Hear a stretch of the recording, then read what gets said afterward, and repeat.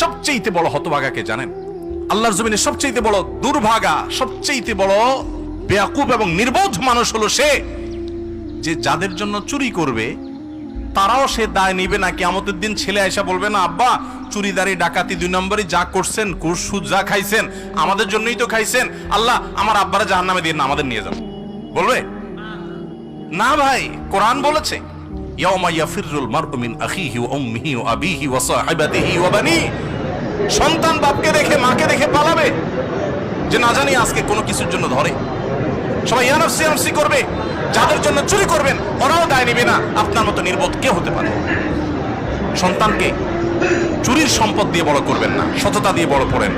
আমাদের সমাজে আজ ঘরে ঘরে সেই মা বাপ আছে যে মা বাপ চায় আমার সন্তান থাকুক আজ দুধে ভাতে, সেই মা বাপ নাই যে মা বাপ বলে আমার সন্তান থাকুক আজ ঈমান আমলে সততার সাথে।